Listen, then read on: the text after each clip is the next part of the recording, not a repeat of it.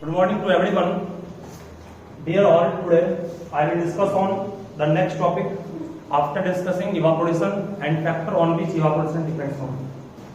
हम लोग आज काम करेंगे नेक्स्ट टॉपिक पर। जो इम्पोर्टेंट टॉपिक आज का वो है cooling caused bye evaporation.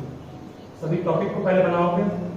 Cooling caused bye evaporation. Evaporation के द्वारा जो कूलिंग काउज होता है उसको हम लोग अभी डिस्कस करेंगे। सभी ध्यान पूर्वक समझने का प्रयास करो। सबसे पहले इवापोरेशन कूलिंग काउज क्यों करता है, मतलब कोई चीज अगर कोई सरफेस से इवापोरेट हो रहा है तो वहां पर कूलिंग का काउज क्यों होता है, मींस कूलिंग क्यों होता है। जैसे मान लीजिए कि हमारे पास एक सरफेस है, या आप यूं इस तरह समझिए कि एक मान लो हैंड है किसी का। उस हैंड के किसी पीछे वाले बैक पोर्शन पर हमने स्प्रिट या अल्कोहल को रखा या पेट्रोल को रखा, तो हम देखते हैं कुछ देर बाद वो स्प्रिट या पेट्रोल वो अपने आप इवापोरेट करके एटमॉस्फेयर में चल जाता है ना। तो इवापोरेट करने के बाद चल तो गया वो, लेकिन हमारे हैंड को जिस पोर्शन में वो था उसे कूल कर दिया, हमें वहां पर थोड़ा ठंडा महसूस। इसका मतलब ये हुआ कि उसने इवापोरेट करने के लिए उसे हीट चाहिए। वो हीट कहाँ से लिया, तो वो हीट हमारे हैंड से लिया। हमारे हैंड एक सरफेस है, उस सरफेस का कुछ ना कुछ तापमान होगा, उस टेम्परेचर को उसने क्या किया, एब्जॉर्ब किया। किसने ऑब्जर्व किया, तो स्प्रिट या पेट्रोल ने ऑब्जर्व किया, और एब्जॉर्ब करने के बाद वो क्या कर गया, इवापोरेट कर गया। तो यहाँ से हम लोग कह सकते हैं कि हम लोग का जो हैंड है का बैक पोर्शन वो क्या हो गया, कूल हो गया। मतलब कोई भी चीज अगर कोई सरफेस से इवापोरेट करता है तो उसके लिए उसे लेटेंट हीट एब्जॉर्ब करना पड़ेगा कुछ अमाउंट। तो लेटेंट हीट को एब्जॉर्ब करेगा तो उस सरफेस का हीट वहां कम होगा। जब उस सरफेस का हीट कम होगा तो वो सरफेस ठंडा होगा। इसका मतलब कि कोई भी चीज इवापोरेट करने के लिए हीट को एब्जॉर्ब करती है, और हीट को एब्जॉर्ब करने के लिए वो उस सरफेस से हीट को एब्जॉर्ब करती है जिस सरफेस के वो कांटेक्ट में है। ऐसा नहीं कि सिर्फ सरफेस से ही करती है एटमॉस्फेयर से भी है, लेकिन जिस सरफेस के कांटेक्ट में है वो सरफेस से हीट को एब्जॉर्ब करती है। और वो सरफेस से जब हीट को निकाल लिया जाएगा उस सरफेस का तापमान कम होगा। उस सरफेस का तापमान कम होगा तो सरफेस क्या होगा, कूल होगा। इसीलिए हम लोग कह सकते हैं कि इवापोरेशन कूलिंग काउज करता है। तो सब लिखोगे, दिखाता हूं इसका आंसर। लिखो evaporation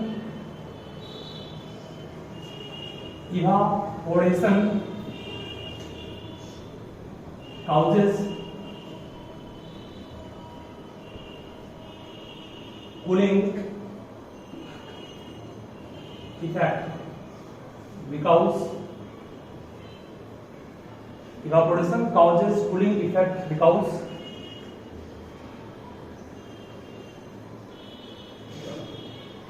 for evaporation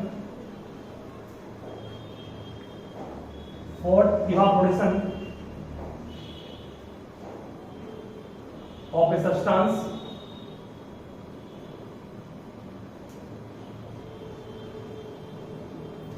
latent heat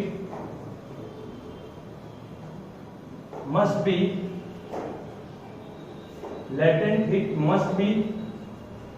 required,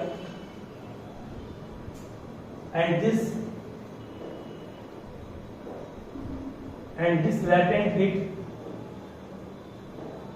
is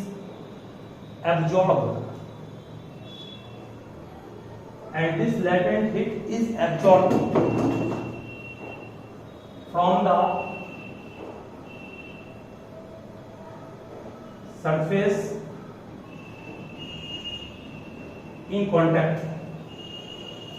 This latent heat is absorbed from the surface in contact, thereby we can say heat of the surface get decreases and surface become what? Cool. वहां से उस surface का तापमान कम होगा और हम लोग कह सकते हैं कि वो सरफेस फिर क्या होगा, कूल्ड मीन्स ठंडा हो जाएगा। मतलब ये हुआ कि इवापोरेशन के कारण कूलिंग काउच इसलिए करता है कि कोई भी चीज इवापोरेट करने के लिए हीट को एब्जॉर्ब करेगी, और हीट को एब्जॉर्ब वो जिस सरफेस से करेगी उस सरफेस का तापमान कम होगा, उस सरफेस का तापमान कम होगा तो सरफेस ठंडा होगा। इसलिए हम लोग कह सकते हैं कि इवापोरेशन किस चीज को काउच करता है, कूलिंग को काउच करता है। ठीक है, ये हम लोग का पहला टॉपिक था, जिसको हम लोग अच्छे से डिस्कस करें। मतलब इवापोरेशन होने के लिए लेटेंट हीट चाहिए, और लेटेंट हीट को जब कोई सरफेस से हम एब्जॉर्ब करेंगे तो उस सरफेस का हीट कम होगा, मींस वो सरफेस क्या होगा, कूल्ड होगा, ठंडा होगा। ठीक है, चलिए ये मैंने अभी डिस्कस किया सिर्फ और सिर्फ इवापोरेशन क्या होता है उस टॉपिक। अब इवापोरेशन के कारण जो जो चीज कूल्ड होगा उनको बारी बारी से हम डिस्कस कर रहे हैं। सबका आंसर एक ही होगा, जिसमें सबसे पहला क्वेश्चन है, इसको मैं ऑलरेडी बोल रहा हूँ, आप लोग खुद से कर लीजिएगा। क्वेश्चन है कि अगर हम लोग स्प्रीट या पेट्रोल के कुछ ड्रॉप को हैंड के बैक में रखते हैं तो कूलिंग काउच क्यों होता है? क्या बोलोगे? Because the latent heat from the hand is absorbed by the petrol और spirit, thereby the temperature of hand get decreases and we feel cool। ठीक है, मुझे कर लो इसको। नेक्स्ट क्वेश्चन जो थोड़ा सा इंपॉर्टेंट है, इसको आप लोग अभी लिखिएगा। ड्यूरिंग समर डेज, देखो ड्यूरिंग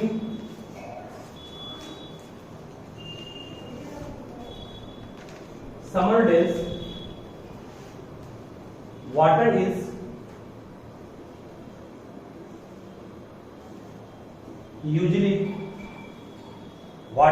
usually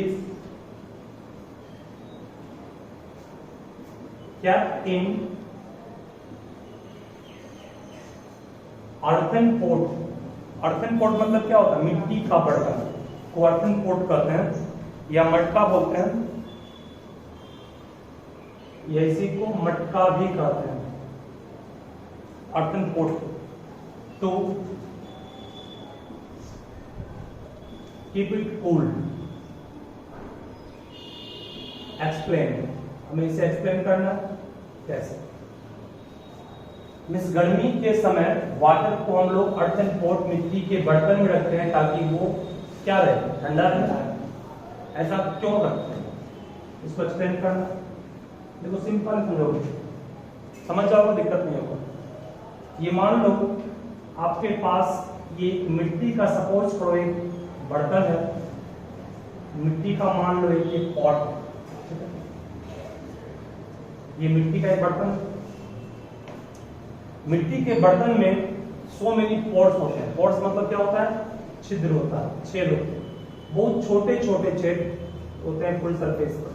मतलब ये सारे सरफेस पर, पूरे सरफेस पर क्या होते हैं? छोटे छोटे टीनी पोर्स पाए जाते हैं। इनके सरफेस पर, तो इस मिट्टी के बर्तन के सरफेस कोई प्रॉब्लम किसी को नहीं, बहुत छोटे होते हैं, और इतने छोटे होते हैं कि पानी उससे बाहर निकलता नहीं है। ऐसा नहीं बहुत इतने पोर्स हैं कि सारा पानी तो खाली हो जाए, तो फिर मटका में पानी रखते हैं क्यों?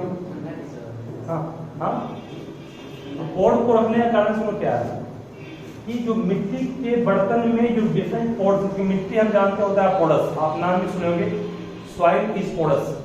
सॉइल होता है पोरस, तब तो हम लोग बरसात का पानी होता है मिट्टी में एब्जॉर्ब करता है और रूट तक पहुंचता है। इसका मतलब मिट्टी का नेचर ही है, इट इज पोरस। सीमेंट का नेचर नहीं है। अगर इसका सीमेंट को बना देंगे हम लोग, प्लास्टर कर देंगे, तब ठंडा पानी नहीं रहेगा उसमें, मिट्टी का रहेगा तभी होगा पोरस। क्योंकि मिट्टी में बहुत छोटे छोटे छिद्र होते हैं, उस छेद से धीरे धीरे पानी सिप आउट। सिप आउट मतलब होता है बाहर निकलना, जिसको हम लोग हिंदी में कहते हैं पसीजना। मीन्स पानी उससे धीरे धीरे क्या होता है? सिप आउट, बाहर निकलता है। इससे इस छोटे छोटे छेद से पानी धीरे धीरे बाहर निकलता है। अब सोचिए ये पानी जो बाहर निकला है उस छेद से, वो इवापोरेट करना चाहेगा, बाहर निकल तो गया, वो इवापोरेट करने उसको हीट चाहिए। और जो घड़ा का पानी है, मान लो घड़ा में ये पूरा पानी भरा हुआ है इस मटके में, जो पानी बाहर निकला वो पानी का संबंध किस पानी से है? अंदर वाले पानी से। एक लिंक बना हुआ ना, इससे पानी बाहर निकल खत्म हो गया, नहीं, वो एक लगातार धीरे धीरे सिप कर रहा है, मतलब कंटिन्यू बाहर निकलता है क्या? ठीक है, धीरे धीरे पानी हर पोर से बाहर निकल रहा है, जो किसके कांटेक्ट में है, अंदर वाले पानी के कांटेक्ट में भी नहीं, तो ये बाहर का पानी का बूंद है और ये अंदर के पानी से लिंक है ना, बाहर का पानी का बूंद अंदर के पानी से बूंद से लिंक है। तो बाहर जो पानी आया उसको इवापोरेट करना है, इवापोरेट करने में उसको हीट चाहिए, उसको हीट कहाँ से मिलेगा, एक तो आप देखिए बाहर में एटमॉस्फेयर गर्म है, बाहर की हीट को ये एब्जॉर्ब किया, कौन, वो पानी जो सिप आउट हुआ, और उसने उस पानी को भी उस पानी की हीट को भी एब्जॉर्ब किया जो अंदर में था। अंदर के पानी भी गर्मी है, भी उसको ठंडा करना है ना, अंदर के पानी से उसने क्या किया, कुछ हीट को लिया, कुछ हीट को एटमॉस्फेयर से लिया, कुछ हीट को अंदर के पानी से लिया, और फिर वो क्या कर गया, इवापोरेट कर गया।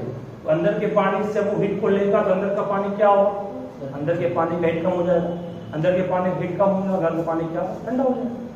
नहीं, इसलिए हम लोग कह सकते हैं मटका हम लोग का क्या होता है, इसी पानी को ठंडा करने का काम करता है।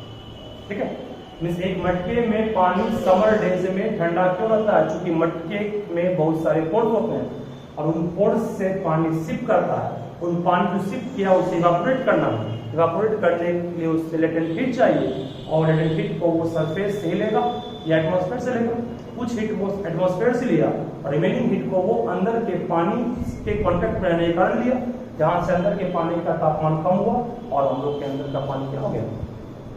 ठीक है, इसे आप लोग अपने लैंग्वेज में खुद से लिखिए, वीडियो पॉज कीजिए। तो आप लोग इसके आंसर को खुद से कर लोगे। मैं फिर से पूछता हूँ, बोलना पड़ेगा during summer days water is usually kept in earthen pot to keep it cool because there is so many pores on the surface of pot and so water is continuously sips out and this sipped water have to vaporize by taking latent heat from the atmosphere and also from inside water, and thereby we can say the temperature of inside water get decreases and hence we can say water is cool inside the। ठीक है, तो कर लोगे इसको अच्छे से, बस प्रयास को जो खुद से है इसका। ये आपका पहला क्वेश्चन था। दूसरा है जो कि आप सुनिएगा, नोट नहीं करना इसको।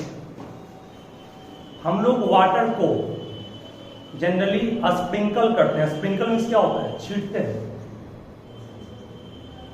स्प्रिंकल मींस क्या होता है, छींटना। वाटर को जनरली स्प्रिंकल करते हैं हम लोग हैं मिट्टी पे, क्यों करते हैं, क्योंकि वाटर को अगर मैं छींट रहा हूं तो जिस सरफेस पे छींटा हूं उस सरफेस से वो हीट लेगा, तो उस सरफेस का तापमान कम होगा, वो सरफेस ठंडा होगा। जब वो सरफेस ठंडा होगा तो हम लोग के चारों तरफ का जो एनवायरनमेंट है वो कूल होगा। इसलिए हम हमेशा देखते हैं कि शाम के वक्त देखिएगा आप गांव में खास करके मिट्टी के चारों तरफ हम लोग पानी को छींटते हैं ताकि उसके अगल बगल का जो एटमॉस्फेयर जो भी आपका एनवायरनमेंट है वो क्या हो, कूल हो जाए और सरफेस भी कूल हो, हम लोग तो कंफर्टेबल फील करें। इसलिए मिट्टी के ऊपर हम लोग पानी को छींटते हैं अक्सर। ठीक है, ये क्वेश्चन इंपॉर्टेंट नहीं, पूछता नहीं है, था टॉपिक बोल दिए इसको। नेक्स्ट एक और टॉपिक है कि पर्सपायरेशन क्या होता है, important question. What do you mean by perspiration? Next, what do you mean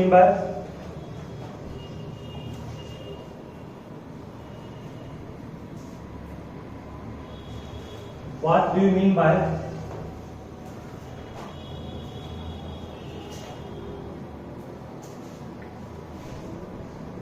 पर्सपायरेशन?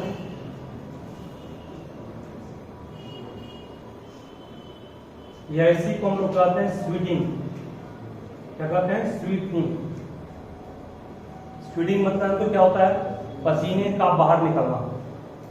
ये क्या होता है, देखो यहां पर इसका आंसर देखो, इट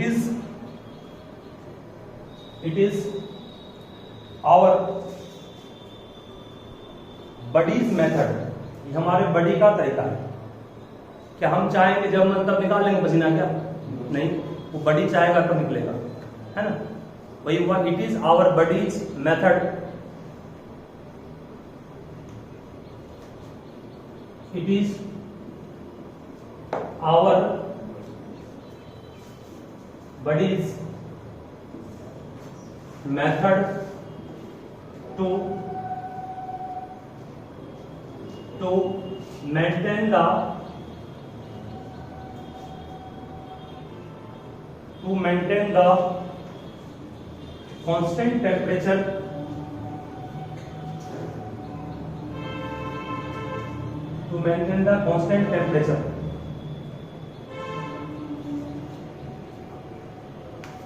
ध्यान दें सुनो क्या बोलना चाहते हैं। अगर हम लोग बहुत अधिक फिजिकल एक्सरसाइज किए हैं या वर्क किए हैं, फिजिकल वर्क किए हैं, तो अक्सर देखते हैं कि हम लोग को स्वेटिंग अपने आप हो जाता है, मीन्स पसीना अपने आप होता है। क्यों होता है? क्योंकि हम लोग के बॉडी का जो टेम्परेचर है वो नॉर्मली 37 डिग्री सेल्सियस होना चाहिए। जब हम लार्ज अमाउंट में वर्क करेंगे तो हमारे बॉडी का तापमान बढ़ जाता है। उस टेम्परेचर को मेंटेन करने के लिए, उस टेम्परेचर को मेंटेन करने का मतलब उस टेम्परेचर को कम करने का मतलब अपने बॉडी के तापमान को घटाने के लिए हम लोग को अपने बॉडी से वाटर को निकालना पड़ेगा और इवापोरेट करना पड़ेगा। वाटर निकलेगा, इवापोरेट तभी करेगा जब हम लोग के बॉडी से पसीना आए। इसलिए हम लोग कह सकते हैं कि हम लोग के बॉडी के टेम्परेचर को मेंटेन करने के लिए हम लोग जब लार्ज अमाउंट में फिजिकल वर्क करते हैं या फिजिकल एक्सरसाइज करते हैं तो स्वेटिंग शुरू होता है, मींस परस्पिरेशन शुरू होता है। ठीक है, फिर से उसको क्या बोलना चाहते हैं, मींस अगर हम लोग हैवी एक्सरसाइज किए हैं, मींस बहुत ज्यादा वर्क किए हैं या एक्सरसाइज किए हैं, तो हम लोग के बॉडी का तापमान बढ़ गया। उस तापमान को कम करने का मतलब कूल करना होगा। कूल करने के लिए या तो आप फ्रिज में घुस जाइए या एसी में घुस जाइए या फैन चला कर घुस जाइए। अगर आपके पास फैन एसी कुछ नहीं है तो चुपचाप बैठ जाइए और पसीना निकालिए। वही पसीना निकलने के बाद अपने आप इवापोरेट करेगा और धीरे धीरे आपका बॉडी का तापमान क्या होगा, नॉर्मल हो जाएगा। वही एसी में घुस जाएंगे तो भी हो जाएगा, लेकिन वहाँ तुरंत होगा। लेकिन जो चुपचाप बैठ जाएगा तो वहाँ टाइम लगेगा। वही यहाँ पर सहमा गया ना। चलिए, ये टॉपिक खत्म हो गया। मींस परस्पिरेशन एक मेथड है जिसके तहत कि हम लोग अपने बॉडी के टेम्परेचर को मेंटेन करने के लिए क्या करते हैं, पसीने को बाहर डिफ्लेक्ट करते हैं। नेक्स्ट क्वेश्चन लिखो फिर, why we wear means पहनना। Cotton clothes in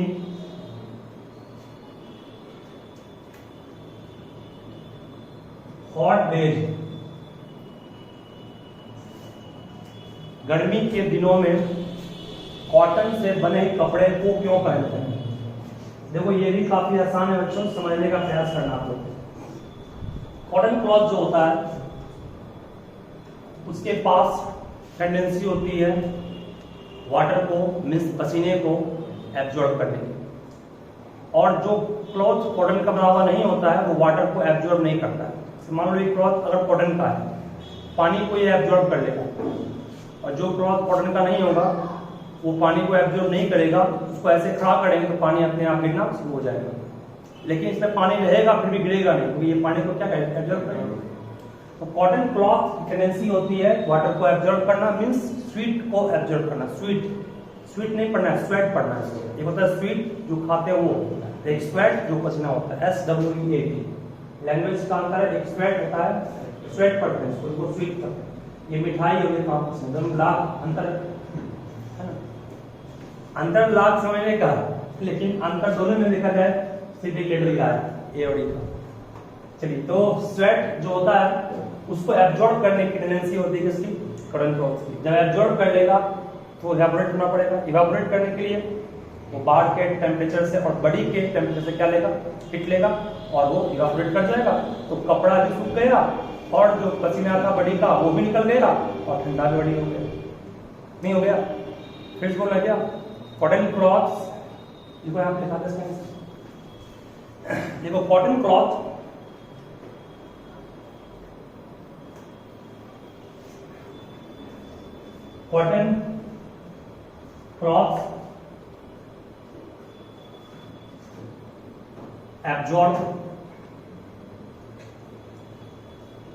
absorb sweat.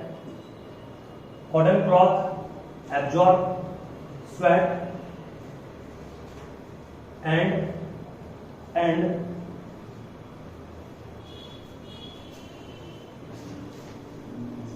exposed to it air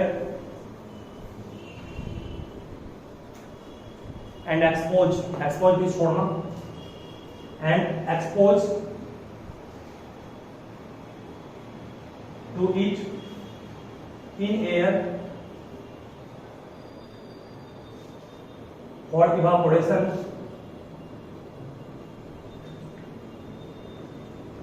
by taking latent heat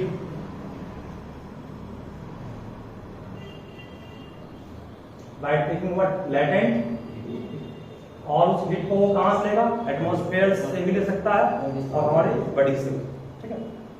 और बॉडी से जब हीट को लेगा तो बॉडी अपने आप ठंडा होगा, ठीक है ना।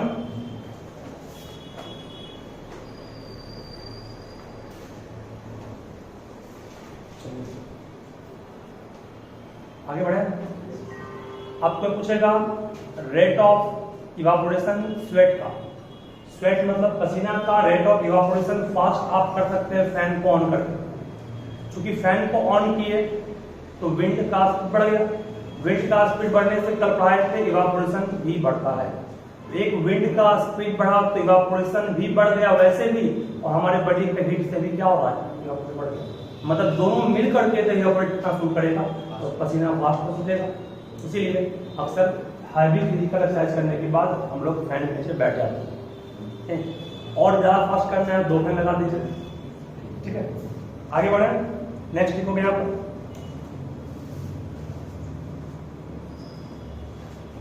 It is common observation that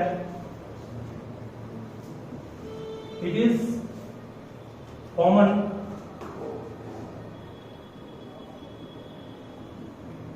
observation that we are able to sip hot tea faster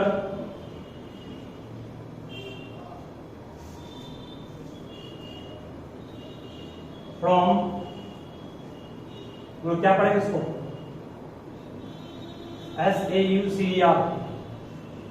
इसका मीनिंग क्या होता है? आप देखते होंगे एक बॉल आता है, बॉल टाइप, बॉल मीन्स बर्तन होता है, जस्ट लाइक कटोरा मान लीजिए। उस बॉल के शेप में या आप देखेंगे कई आदमी को चाय पीते हुए, उसको कटोरा नहीं कटोरी मानते हैं, ठीक है। इस शेप का होता है। और एक आदमी कप में चाय पी रहा है तो कहता है सॉसर मतलब होता है वही बॉल टाइप का, तो फैला हुआ आगे से। तो जो आपका आदमी चाय पी रहा है, सिप मतलब होता है धीरे धीरे चाय को पीना, वो फास्ट में पी सकता है सॉसर के अपेक्षा। सॉसर से किसके अपेक्षा? कप के अपेक्षा। तो कप का जो सरफेस एरिया वो कम है और सॉसर का सरफेस है ज्यादा, तो जल्दी ठंडा कौन होगा? इसलिए जब चाय ठंडा हो गया तो पीने में तेल भी हो चुका, ठीक है। इसका आंसर लिखोगे because saucer has large surface area, because saucer has large surface area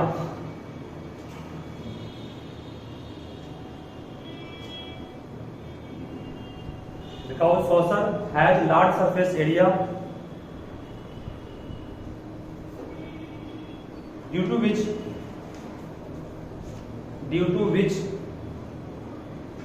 the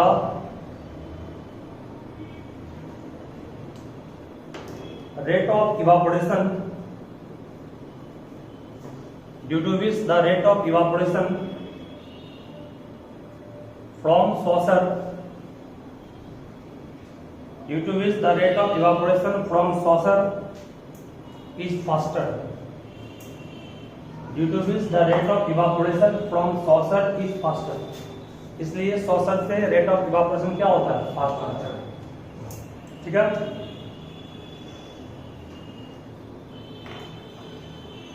चलिए आगे बढ़े। नेक्स्ट एक टॉपिक और बनाओगे, क्वेश्चन ये भी इंपॉर्टेंट है। देखो why a desert cooler cools, exam में क्वेश्चन में से आता है, तो why a desert cooler cools better on a hot and dry days.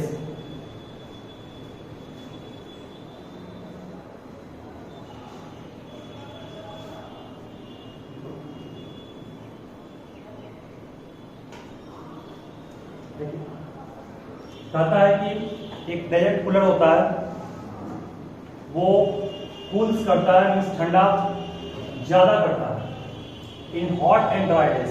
Hot मतलब गर्म और सूखा दिन, मतलब गर्मी के दिनों में डेजर्ट कूलर जो कूल करने की उसकी क्षमता है वो फास्ट होती है, अधिक होती है। क्यों?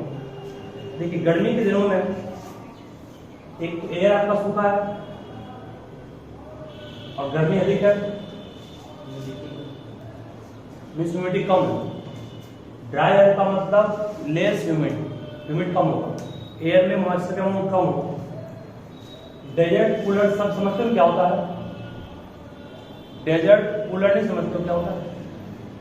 तो ये आप देखते हो कूलर के पीछे में जो घास टाइप का लगा होता है ना, वो डेजर्ट कूलर के रूप में यूज करते चारों तरफ।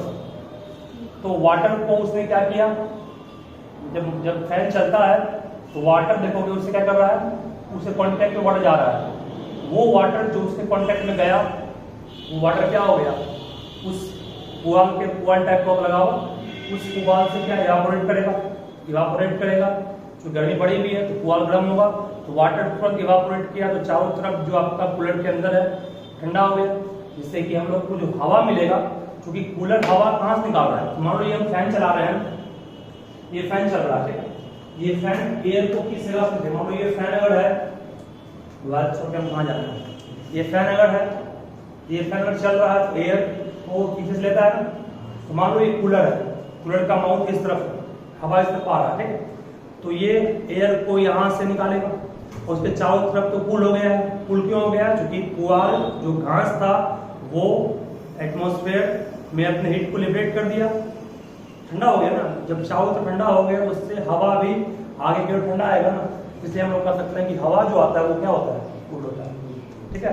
मतलब कि ड्राई और हॉट डेज में रेट ऑफ इवापोरेशन ज्यादा होता है, जिससे कि उसके अंदर का तापमान कम हो जाता है और हम लोग को जो एयर मिलता है वो क्या मिलता है, कोल्ड मिलता है। हम लोग घर में एग्जॉस्ट क्यों लगाते हैं?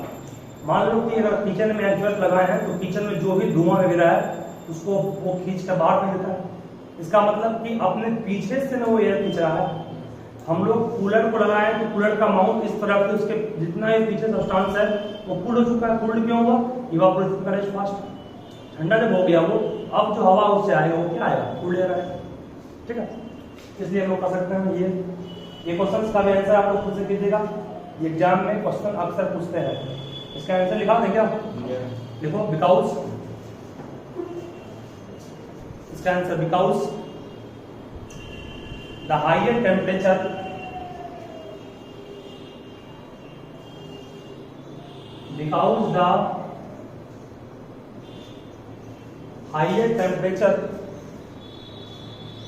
on hot days, on hot day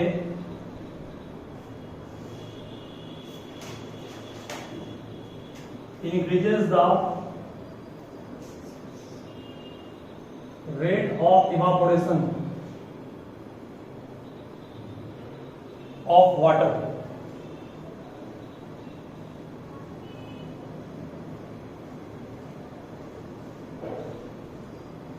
ठीक है, जब इवापोरेशन का रेट बढ़ गया तो कूलिंग इफेक्ट बढ़ जाएगा, सिंपल सी बात नहीं। So we can say what, the rate of cooling effect increases. इसलिए कूलिंग इफेक्ट का रेट भी क्या होता है, बढ़ जाता है, क्योंकि इवापोरेशन का रेट बच्चों बढ़ चुका है, तो कूलिंग इफेक्ट का बढ़ेगा। ये हम लोग का एक क्वेश्चन था कि डिजेक्ट कूलर कूल्स बेटर करता है हॉट एंड ड्राई डेज में कैसे, इसको उठाया। चलिए ये टॉपिक समाप्त हुआ। एक लास्ट टॉपिक है जो कि शो कर रहा है कि वाटर वेपर का प्रेजेंस है एयर में, तो आपको टॉपिक से बनाइएगा, समझाऊंगा मैं। तो to show the presence of